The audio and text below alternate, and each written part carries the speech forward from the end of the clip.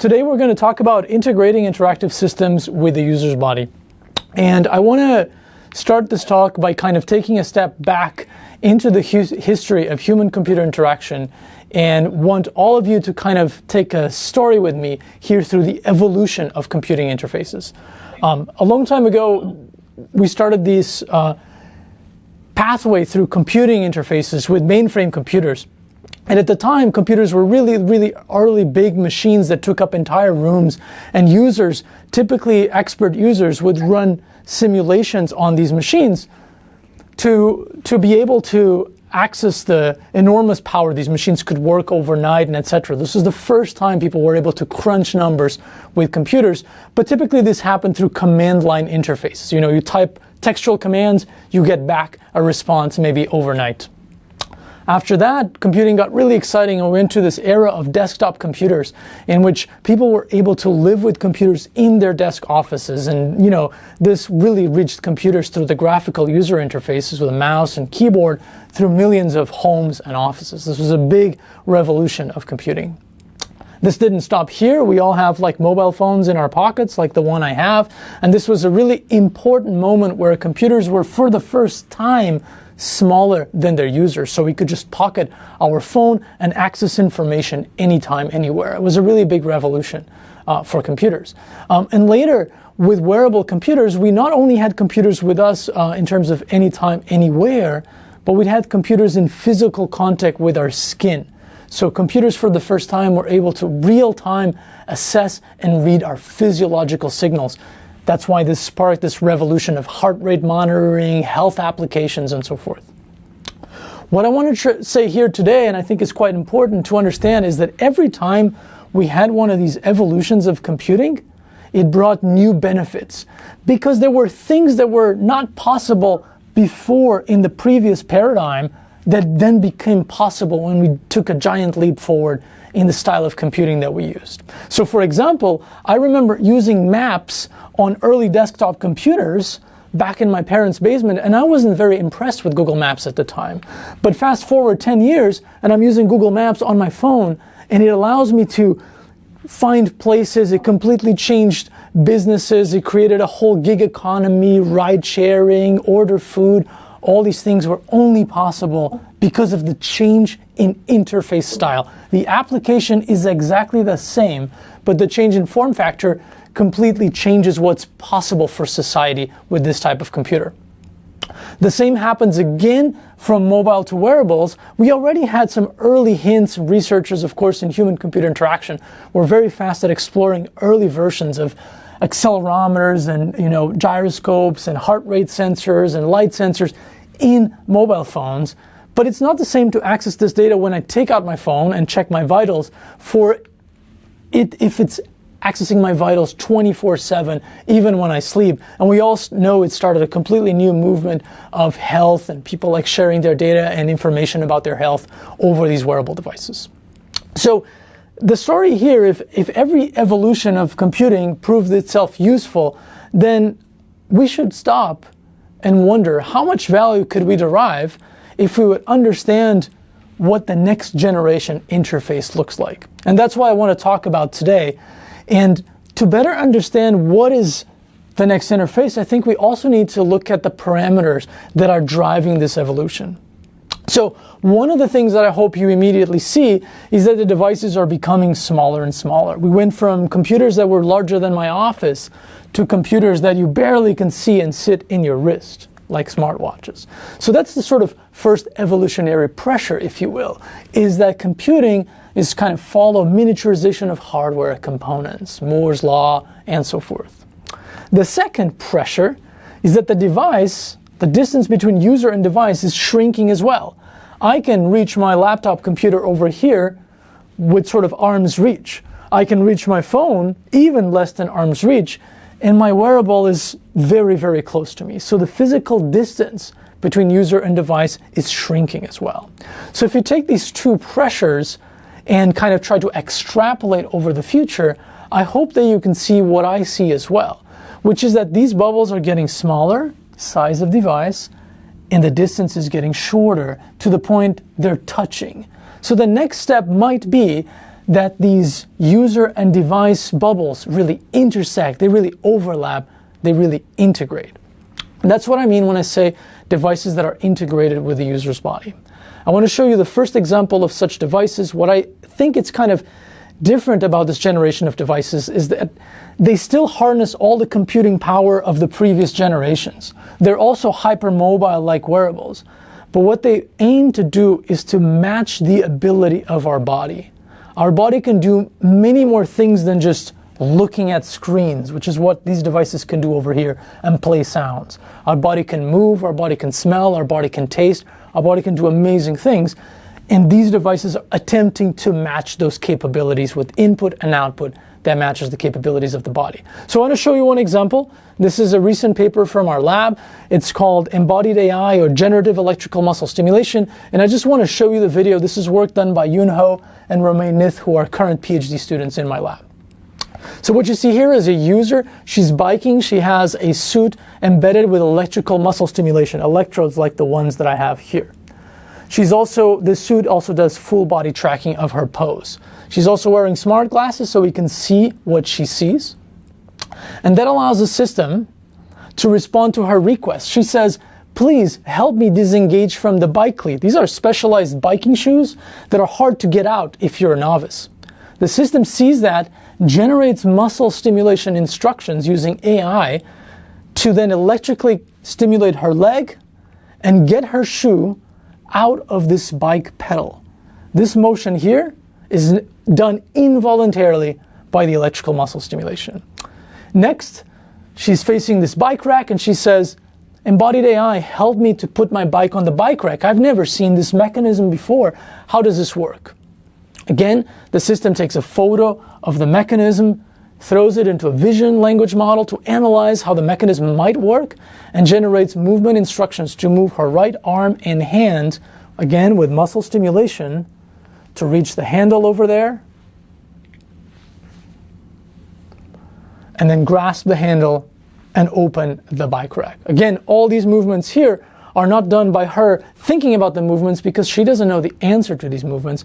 These movements are done simply because the muscle stimulation is guiding her body, assisting her body with these generated instructions for physical assistance. Now, the reason why I think it's interesting to talk about these integrated devices is that the example that I've just shown you is just one of many possibilities. For us to fully understand what's possible and what this type of paradigm of HCI is different from all the previous interfaces before, we kind of have to analyze what benefits an integrated device, a device that is very direct to the body, could have compared to the previous interface paradigms that we have lived with for so long. The first one is extreme miniaturization of the hardware. Let me show you an example. This is a muscle stimulation device that I'm wearing here. I'm also wearing it on my body right here. I hope you guys can see it. And if I click here, it will actually stimulate my body. So this movement here is involuntary. Right now, you should be asking yourself, and by the way, I also use this device for a timer, so it's actually giving me time of this talk, so I know exactly how many minutes of the talk have elapsed. I can just feel it through my body. But you should be asking, like, what's the value that this brings, this idea that I can move the body with electrical muscle stimulation? Why don't I move the body with robotic actuators? Like, we have decades of work on robotic actuators that are very traditional, very powerful devices like the one you see here. This is an exoskeleton, a robotic contraption that applies forces to the user's body. In this case, it's providing force feedback so the person in VR can feel this virtual ball, the resistance of pushing this virtual ball up and down with gravity.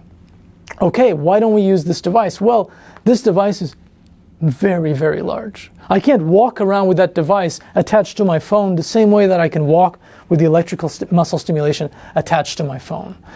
Electrical muscle stimulation, or this idea of integrating devices with the body, is very powerful because it circumvents traditional limitations such as laws of physics that dictate the size of a motor to produce output force or the size of a battery to produce output force. sending current directly to the neurons, stimulating the neurons, is kind of a way to bypass the need to externally move a motor to then move my body. I directly just move the body. And so that's why it results in interfaces that are much smaller, much more miniaturizable, circumventing the current limits of robotics, and also more power efficient. I can run this muscle stimulation for days with a tiny battery. I could probably not even turn on a motor with a tiny battery. Now, this allows us to create force feedback. This is a type of interface where I feel forces. And again, what I'm trying to say is that it's extremely important for us to imagine a world where our interfaces match our body abilities. My body has the ability to feel forces and understand the world by means of embodied knowledge like forces and weights and resistance. But the current interfaces don't have that, so we need force feedback.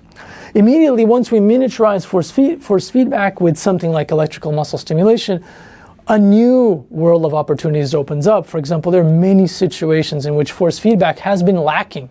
For example, in VR, AR, a very popular technique for the last 10 years, we can see beautiful virtual worlds, but we can't touch what we see. This person here is in an untethered VR setup, no cables, no anything, all battery powered, except that their VR headset does not have enough power to run an exoskeleton to produce force feedback to prevent them from touching a virtual wall, right? To feel like there's a resistance, to feel like there's a boundary on that virtual wall right there. So if we take this idea and kind of go back to the electrical muscle stimulation, we can try to emulate things in virtual reality that are not there, and we can do that extremely small form factors, very, very small devices, literally just a few electrodes like the one I'm wearing. This is, by the way, work that I did during my PhD with my former advisor, Professor Patrick Bowdish. So what we're going to see here is this user, he's walking in the room, but there is nothing there. But we're going to represent a virtual wall there that he's going to touch, and we're really going to constrain his hand in physical space, although we know VR is just ghosts and there's nothing there. So let's see it. So he's approaching and he touches the wall. His hand cannot penetrate the wall, as you can see. His hand is stimulated backwards through the muscle stimulation and cannot penetrate the wall. And this generates a feeling that there's a force field there, that there's some resistance. You cannot go in. The principle behind this is very simple. Actuate the body as you would actuate a motor. But this principle, to me, is kind of one of the guiding patterns of this idea of integrated devices. The idea here is that instead of adding more electronics to externally induce sensations, for example, I can push the body with a motor externally, we can try to find what is the minimum set of components that allow the user's biology, my own body, to internally induce that sensation.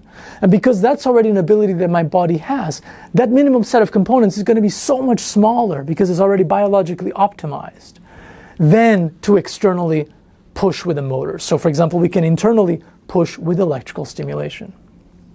And I hope that you can see now that how that connects to that principle that I said earlier, the first evolutionary pressure being miniaturization of the hardware. Inside of this device, or this one, or that I'm wearing right here, is a very simple circuit. In this case, it connects to my phone, but it doesn't have to. It can also be worn in the body like this one. And in the case of this device, it's a very simple device with wireless communications like Bluetooth, a microprocessor, of course, batteries, a stimulator, that's the most important part that produces the stimulation that controls the nervous system, and circuitry for us to digitally control that stimulator, and of course, in the end of the day, the electrodes like these ones right here. Now, for the people in the audience who are a little bit more electronics inclined or electrical engineering inclined, you are starting to see there's a magic division in this slide. All the things on the left slide are solid-state electronics. These are components that abide by Moore's law. I can make this device here smaller and smaller and smaller with very little engineering effort. It's just almost given that these devices can be miniaturized. So this can be powerful because we can make this device incredibly short and small, and I'll show you in a second, even smaller than the one I'm wearing right now. The electrodes, of course, don't abide by the Moore's law, but they're also a nice problem to have. They're flexible, they're textile, they're body-worn, they're conformable. They're a very good problem to have in a way. All right, let me show you actually that my students, who are much better engineers than I am, in particular Akifumi Takahashi, Yudai Tanaka, and Shenyuan Tang, actually have designed a stimulator that has the same functionality as this one and has 12 channels of stimulation and is so small that fits in the strap on the back of a smartwatch. So the entire device is just built into the back of a smartwatch. That's how small and how powerful Moore's law is, and how easy it is to miniaturize electronics once you have no moving parts. Exoskeleton, robotics, moving parts, not easy to miniaturize, does not abide Moore's law. In fact, my former student, Jazz Brooks, who's now a professor at MIT, made a device similar to that with actually the help of a few other students in the lab that is so small we can put it inside of the nose as an electrical stimulator for the nose. All right, again, the idea here is to find that minimal set of components to internally induce the sensation. And so, hope you're also thinking about the same things that I was when I started this lab here at the University of Chicago in 2019, which is we had done this miniaturization for the case of muscles, but could we do it for other things? In other words, can we miniaturize other modalities as well, or can we only miniaturize muscles? So the next thing we tried to miniaturize is actually the sense of temperature, a very important sense for virtual experiences. If you want a virtual experience to feel realistic, like a desert or a snowy mountain, a cold environment, it needs to feel that temperature. Traditional way to do temperature is by using something like a heat lamp or an air conditioned unit, a very realistic sensation. You feel like a blast of hot or a blast of cold, but it takes kilowatts of power, not something you can run, again, from a headset or a small mobile device. So instead, what Jazz and I did was to try to find an illusion, the minimum set of components to trigger an illusion of temperature. What you see here is a person in VR. She's in this environment, warming her hands in the hot furnace. Except she's not wearing anything that can actually warm her up. The only thing she's wearing is a device close to her nose. This device can send particles of a chemical into her nose when she breathes in. And now you're hopefully thinking like, but what does a chemical that goes through my nose have anything to do with heating up or cooling down a virtual reality simulation?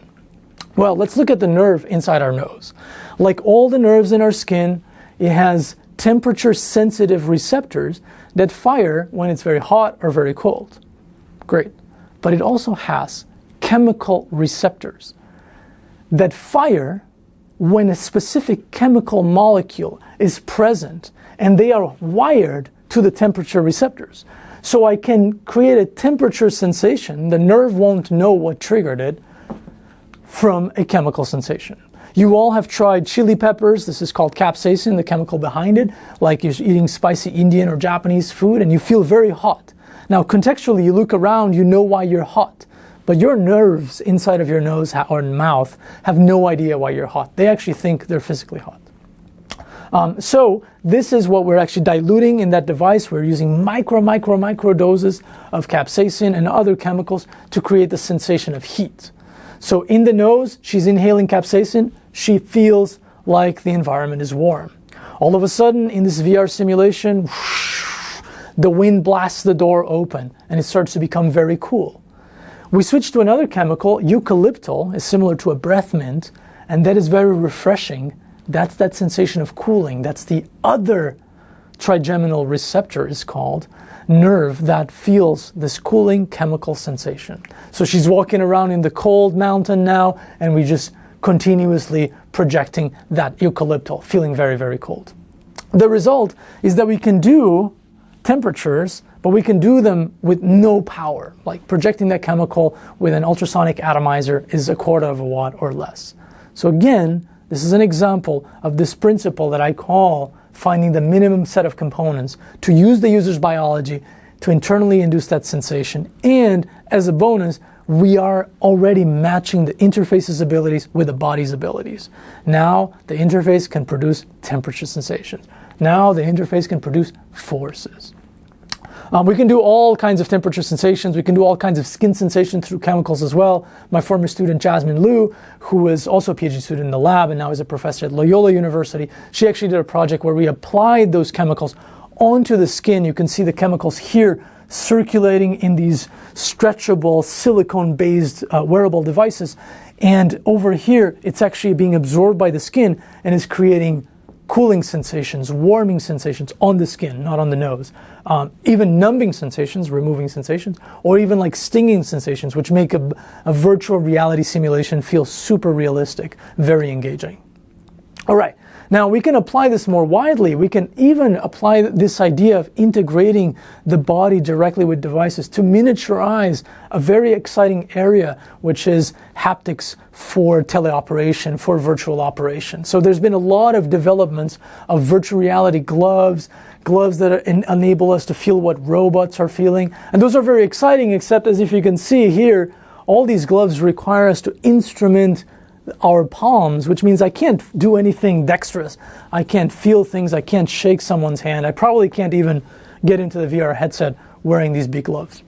And so one example of applying this idea of human-computer integration rather than interaction for solving this problem and kind of miniaturizing a glove-like device is this one here. This was work by my former student, Yurai Tanaka, who's going to be a professor at UT Austin very soon. And what you see here is a user in virtual reality touching this physical rope, so their hands are completely free. There's no device in their palm, so they can feel the world. But they also can feel virtual objects. They're feeling this virtual hold, and it feels realistic under their palm, although the palm is completely free and there's actually nothing in the palm.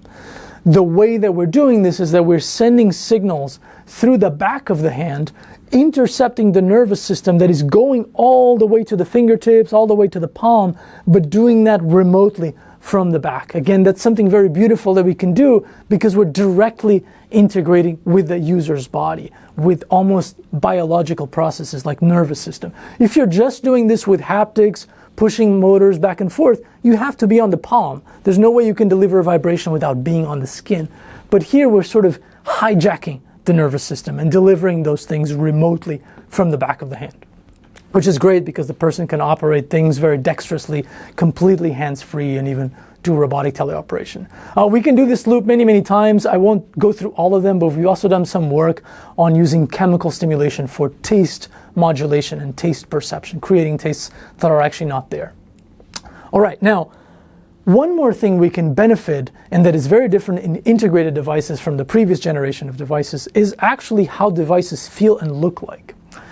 Let's take the example of what I'm doing right now, which is giving this talk to you guys holding this device to click the slides, which is the same as we see here. This device is external to my body. It's not part of my body. I have to carry it around. We can ask a provocative question. What happens when we start to internalize computer interfaces into our body? For example, what if my hand becomes the device to change the slides? So what you see there is my body becoming the slide clicker. This is a device called Pose.io. When I invoke this device and start it up, it synchronizes with the media that is playing. My hand moves up with electrical stimulation as the video automatically moves up. But if somebody asks me a question and I want to rewind it, I can push back and it starts playing the video again. I just feel where the slide is at. I feel where the media is at. I feel the video position. I don't have to think about it. I don't have to do anything. I don't have to even hold an external device. It becomes sort of part of my embodied knowledge. It gives a new meaning to the word user-centered because literally it's centered around the body. But more importantly to my lab, it asks this question of how does it feel like when we get information not by seeing a screen, but by feeling things through our body. And it turns out that's very powerful. We can do all kinds of new experiences in life if we directly give information to the user's body. Over here, this is a work last year from my student Lonnie. You see him listening to music and controlling the music through his own body. The muscle stimulation tells him what the current volume is, and he controls the volume as well with his body. Over here, you see a person working on electronics, solving some equations, except they're solving the equations on pen and paper. When they write down a number, the muscle stimulation controls their arm as they draw the graph on the paper.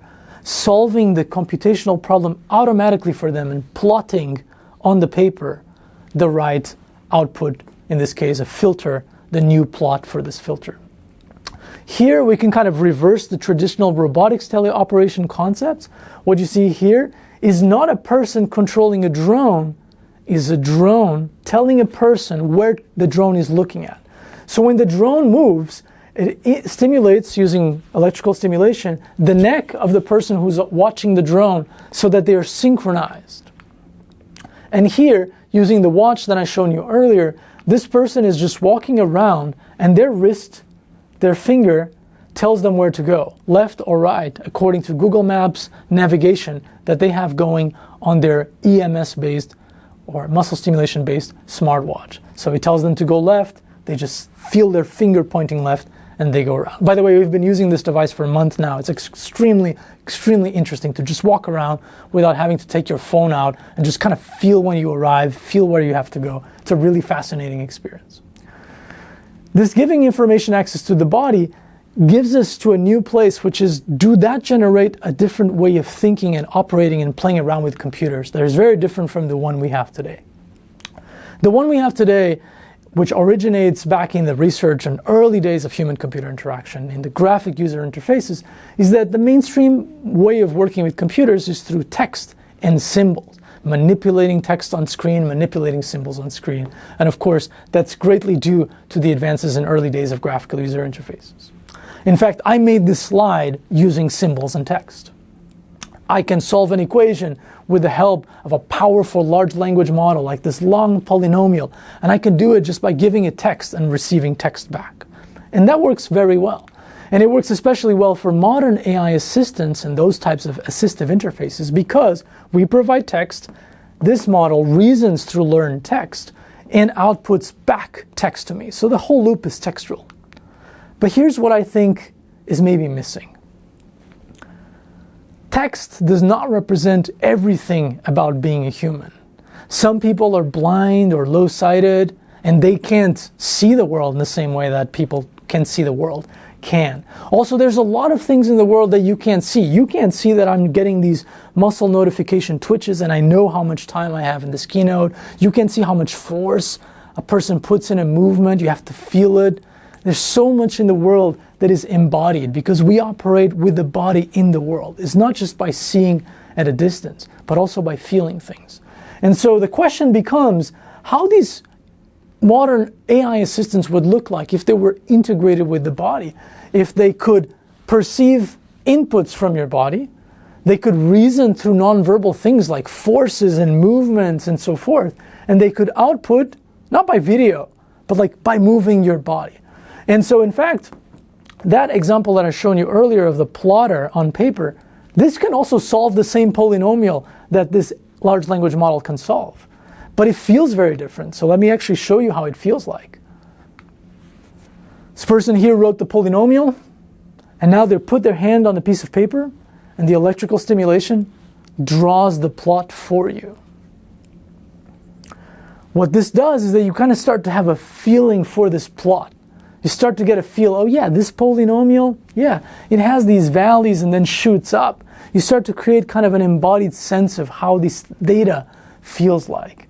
And again, I would actually be remiss to not mention that just over here behind my building sits two brilliant psychologists, Susan Goldwyn-Meadow and Howard Nussbaum, my colleagues here at the University of Chicago, who have published this seminal paper called Explaining Math, where they found that even in something as abstract, as symbolic, as textual as mathematics, which we tend to think has nothing to do with forces and gestures, doing gestures with mathematics lightens the cognitive load. So even mathematics can benefit from this body experience. So of course we should kind of get this body part, the gestures part, into lots of these new novel artificial intelligence-based AIs. And that's why we built this system called embodied AI, precisely to give an AI this ability to reason non-verbally. Not show you a video of how it is to put the bike there, but to actually show your body how it feels to put the bike there. It can do more than just bike stuff. It can do removing a pit from an avocado, opening pill bottles, spray painting, opening windows, pick up nails with specialized tools, even rewind film on an analog camera. The participants have no idea what an analog camera is, which is kind of fun. But recently we started thinking about this with creative tasks as well. Not tasks that are like A to B and they're very operational, but what about dancing? So what I'm showing you here is actually a piece of video that is very recent. We just shown this at CVPR Art Gallery, at the Art Gallery. So Yoon is dancing with the embodied system. She's stuck. And she asks embodied AI create a new pose for her. And now you see the muscle stimulation stimulating her to create a new body pose, something she's never tried before.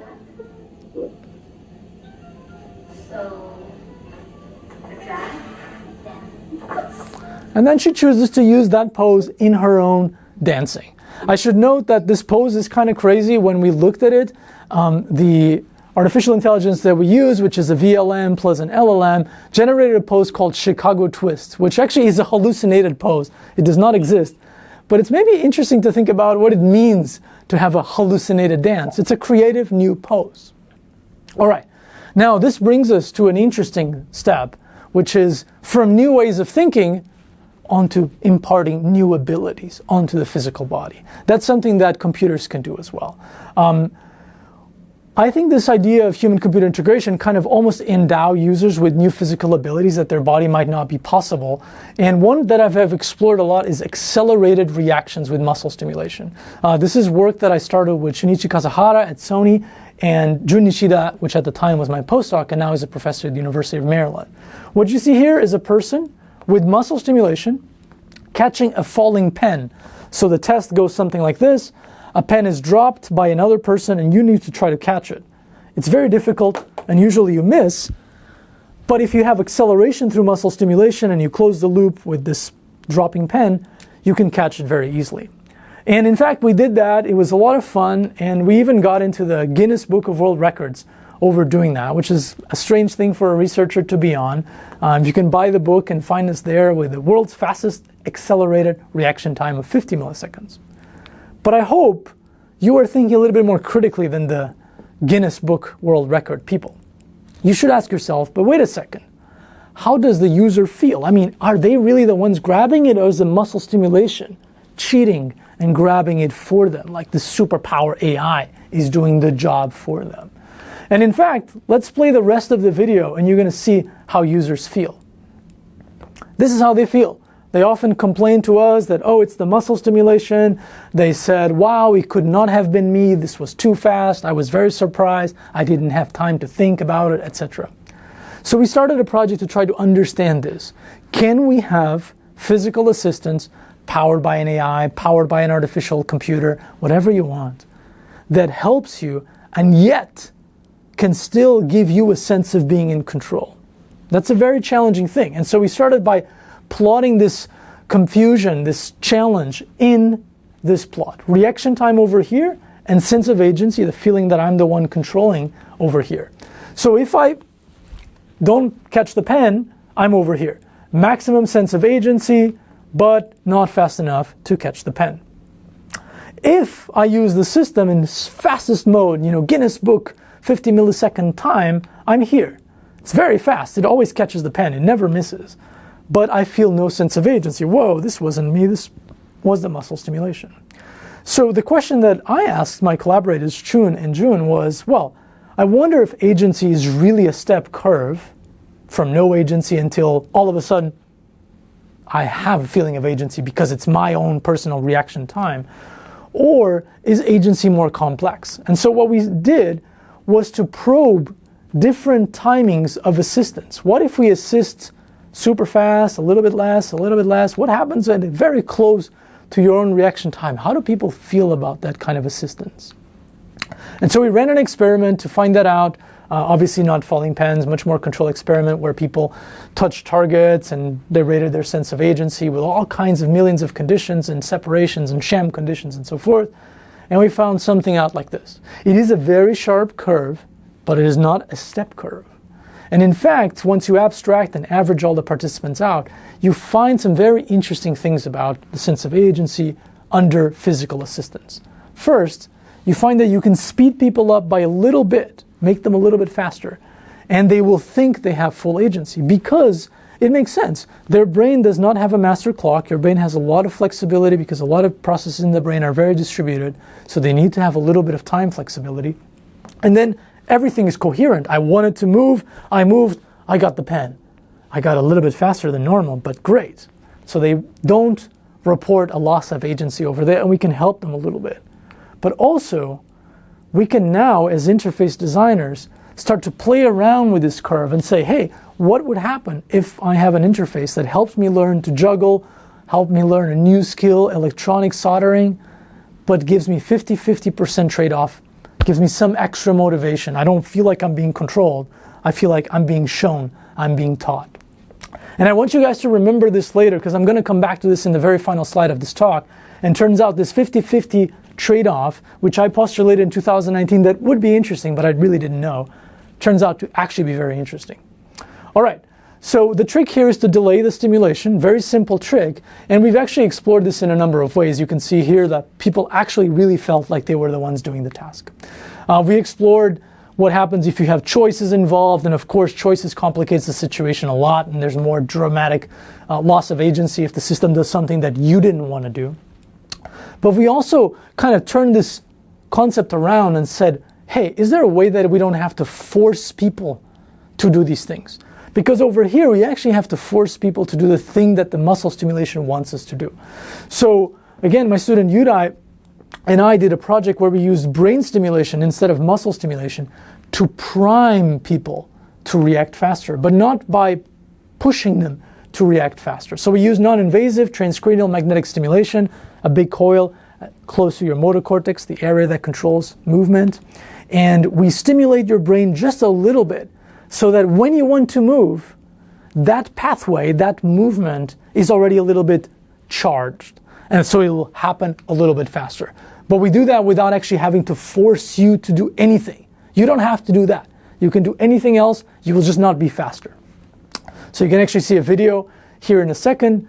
This user here is playing this airplane game and she has to go left or right. And if she decides the same pathway where the priming, the brain stimulation is happening, she's a little bit faster. But she can also decide to go the other way and there's no problem. Unlike muscle stimulation, which would then force you.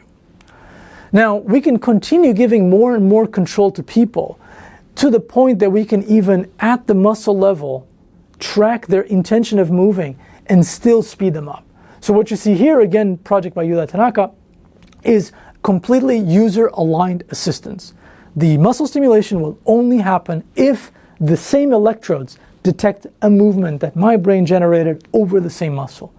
Once that happens, then we speed up your movement. This happens because we do it very fast, all in analog electronics, and then it happens because involuntary muscle movements are faster than normal voluntary muscle movements.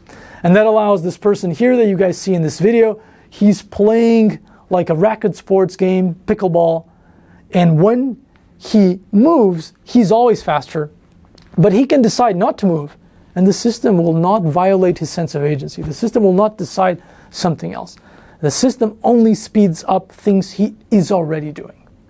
All right, so we can put all this muscle stuff aside and ask, well, cannot we endow users with more than just fast muscle twitches? That sounds cool, but what else can we do? And yes, we've been doing a lot of other new abilities. Jazz and I have explored allowing people to smell in stereo, having a sense of, oh, there's a smell coming from over there. Using electrical stimulation of the nose, and in fact, with that, we can let people smell chemicals that are noxious, like gas leaks in the environment, that the human's olfactory system cannot smell naturally. Romain and I, Romain is also a PhD in the lab, have done a project where we allowed him to speak in sign language without knowing sign language. He's here, his hand is automatically doing H, C, I in sign language to respond to the question, what is your major human-computer interaction? but he does not speak sign language. We're using muscle stimulation to move his hand to automatically generate that. It's an ability he doesn't have. Or even here, where you can see Hunter, who's a high school in the lab, he's playing the drums, but half of his body is playing by itself through the muscle stimulation because he's a novice. He's just learning this pattern for the first time. And the other half of his body, the other half is playing by himself, right? So it's like a combination of machine or AI and person in the same body doing a thing. It's not like an AI in your computer that is far away from you. This is in your body. All right, now I want to just take a step back to reflect a little bit. One of the things I want to say is, well, I kind of came here and said, well, this is how it's going to happen. It's going to happen this, integrated. And I think this is my personal take on this evolution. But I think there are other parameters, once you fine-tune what the evolutionary pressures are, that lead to different futures, that lead to different outcomes of what the next paradigm might look like. So I'm very interested in what you guys think the next paradigm is. I don't know if you guys can take a photo of this QR code, if the resolution is good enough, but I'll just narrate the website.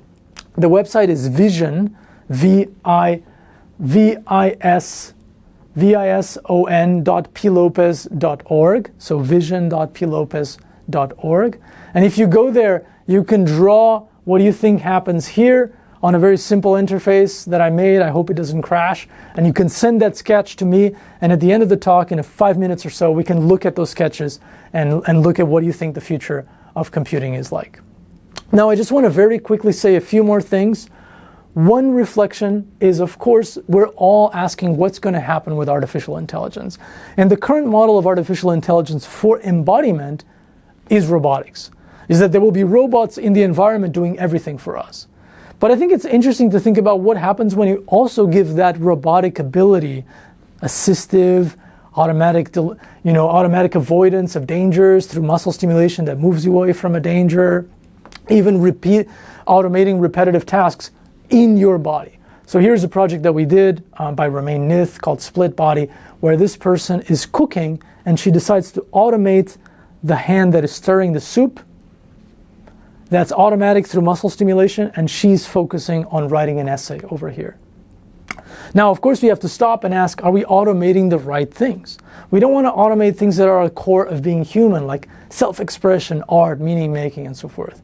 I don't want to go into a jazz bar and find there's a robot playing the piano, or to find that there's a person with muscle stimulation playing the piano. That's not interesting.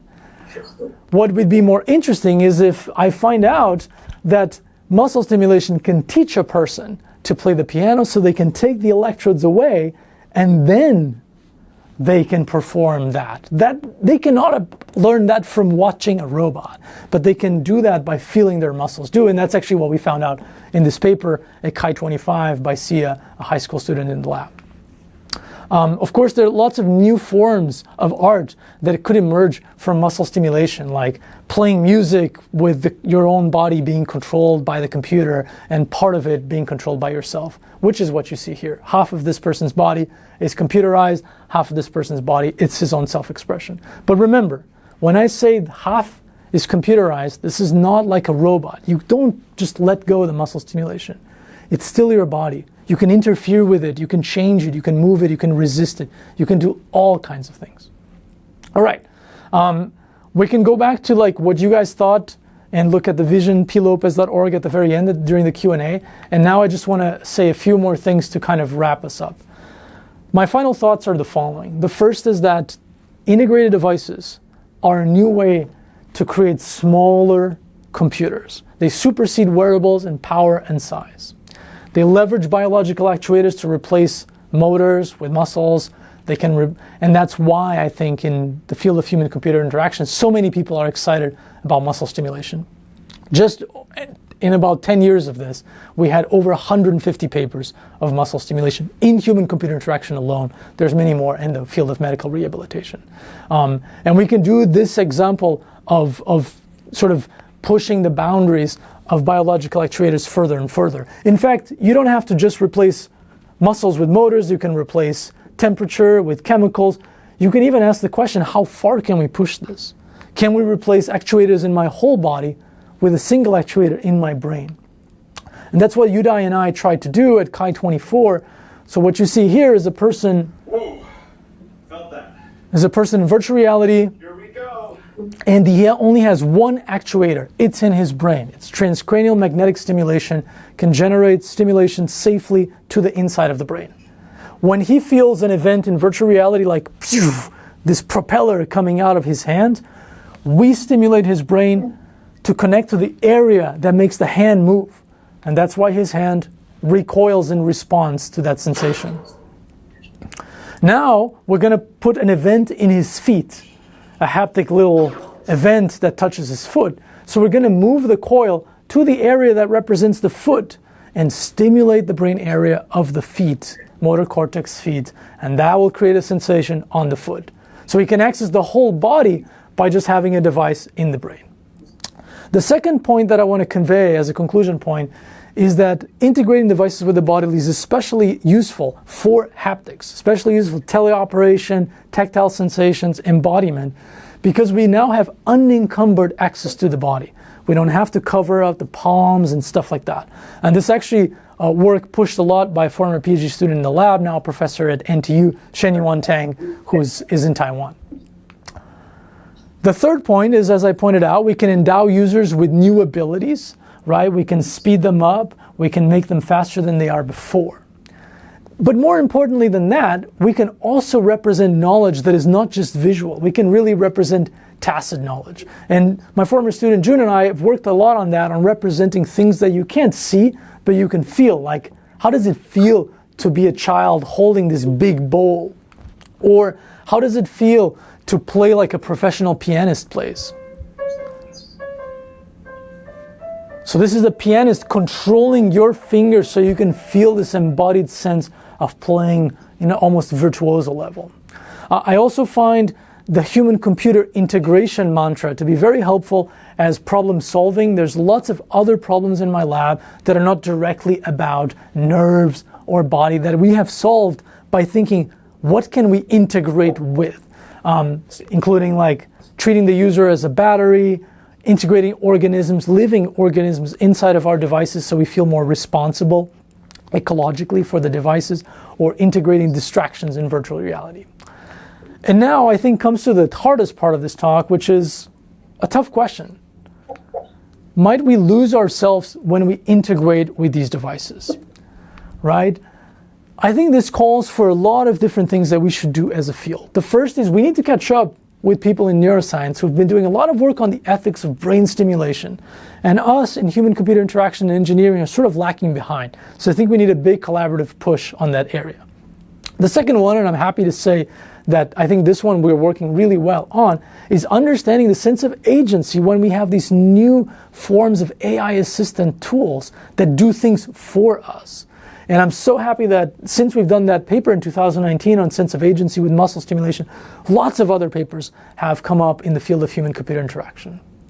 And in fact, we kind of pivoted to doing more of this work on agency sort of on a more neuroscientific level. We've been working alongside collaborators here at the University of Chicago and beyond, trying to understand what neural mechanisms are at play when you feel like agentic, you did something, versus when the computer showed you how to do something.